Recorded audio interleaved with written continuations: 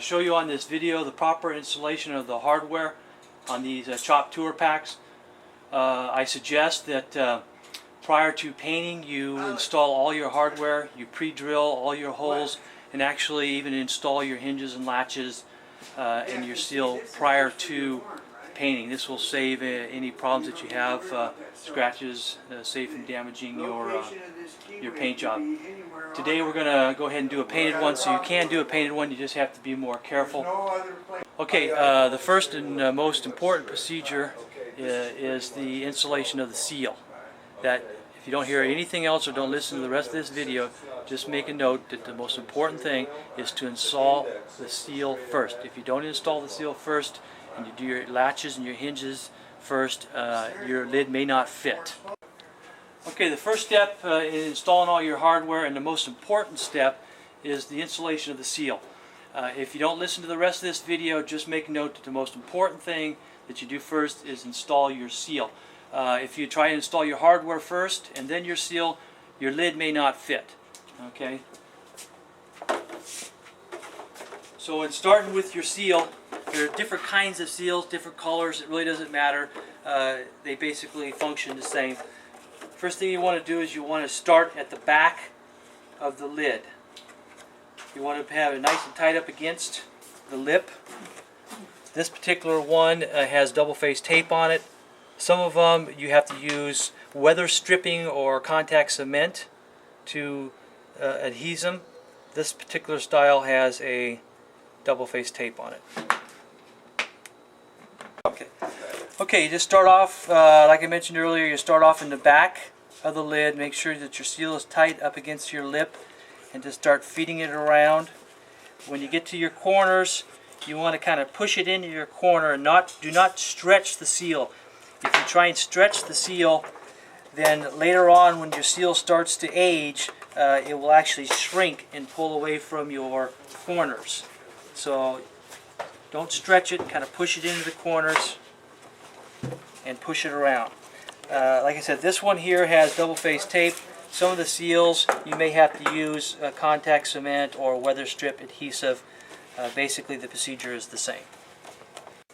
Okay, after you get the seal all the way around, go ahead, you just need to trim it. Best to have it a little bit longer than where your actual seal stops. Again, this is so that later on when it ages and shrinks, the gap won't open up here. And you just put it together like that. Push it down tight. If you use the contact cement or the weather strip adhesive, you may want to let it sit a little bit. This one, because it has a double back tape, it's ready to go. Okay, the second step is you want to go ahead and pre-install your hinges. This is what it should look like here. They're basically pretty simple here. You just gotta, they conform to the shape of the lid and the base. So you insert your pin, and you got your little nut.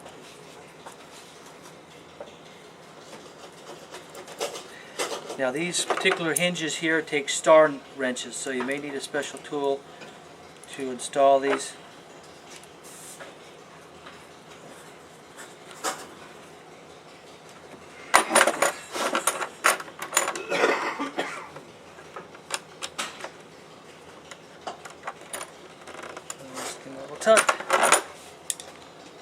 Okay, step 3 will be installing your hinges. So first thing you want to do is you want to take your lid, you already have your seal pre-installed, put it on top of the bottom, and what you want to do is you want to kind of position it evenly around the base.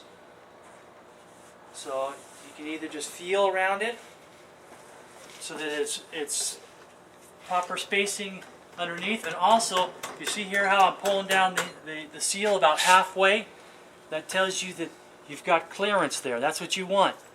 You want to get it evenly spaced all the way around. So you push the lid down to where you don't feel it binding on the sides.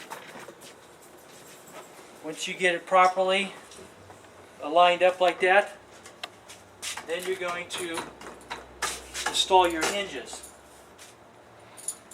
And you can use a pin or a scribe, but if you use a pin, that way if you mark the hole wrong, it doesn't matter. Now, these bags have dimples on the hinges and the latches.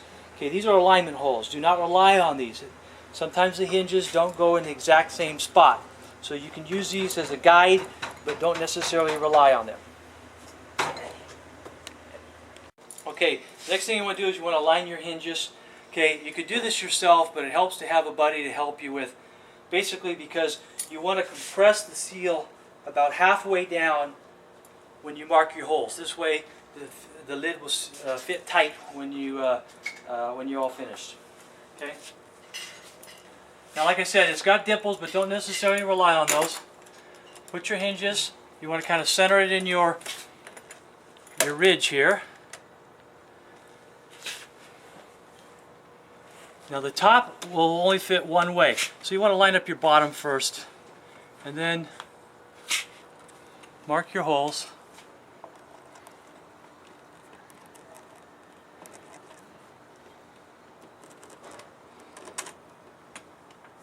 So you can use a scribe, but I like to use a felt pin because that way if you mark them in the wrong place, you don't scratch up your paint. Okay? So now you got your holes. Okay, you want to go ahead and drill your holes now. Use a number 30 or an 1/8 inch drill. Again, don't rely on your dimples.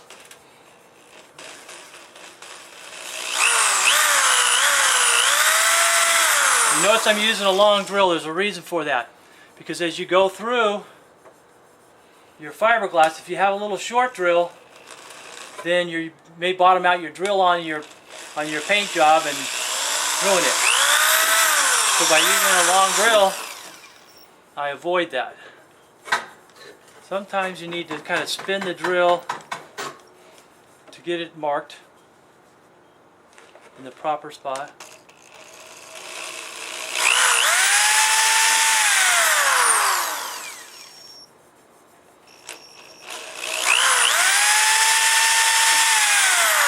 Okay, and then you basically do the same thing over on the lid. Right through your seal.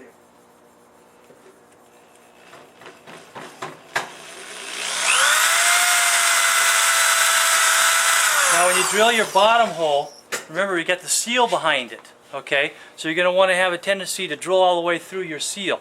It's not critical, but you want to try and avoid that. Now if you drill through your back layer of your seal, that's okay because you're not going to see it. Now, so basically what I do then is I just kind of go a little bit slower so that when I punch through, I don't go into all the way through the seal. Okay. And it looks alright. Did you hold it up there? Okay, now you put your lid back on. Yeah, it's gonna be nice. Again, kind of center it up. We're gonna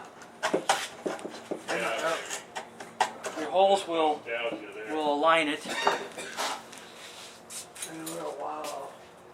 This Michael And then you want to take your hinge. Now your holes, if you use a 30 drill or a number 8, you'll notice that they appear to be a little tight. That's okay. It actually helps hold the hinge on while you're installing it. So you just basically screw them in. Then once we get both hinges all screwed on like this, then you will be able to open it up and put your nuts on the back side. Now you see that the holes appear to not be lined right now, but when you compress the seal down a little bit like we did, then they'll line right up.